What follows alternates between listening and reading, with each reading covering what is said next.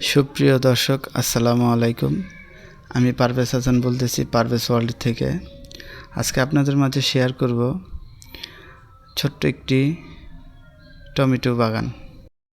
Tomato গাছগুলো লাগানো হয়েছে পারিবারিক চাহিদা পূরণের জন্য, যাতে ফরমালিন মুক্ত বিষমুক্ত সবজি খেতে পারি, সেই লক্ষ্যেই লাগানো হয়েছে।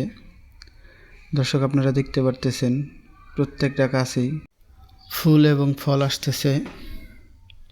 আপনাদের যদি একটু জুম করে দেখাই, দেখতেই পারতেছেন যে কত সুন্দর টমেটো ধরে রয়েছে, পুরো সতেজ, অর্গানিক, কোনো বিষ নেই, কোনো রাসায়নিক সার প্রয়োগ করা হয় নাই।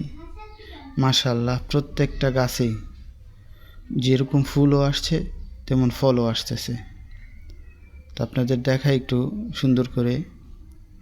তো যাদের জায়গা আছে তারা এরকম ছোট ছোট বাগান করতে পারেন নিজের পারিবারিক সবজির চাহিদা পূরণ করার জন্য।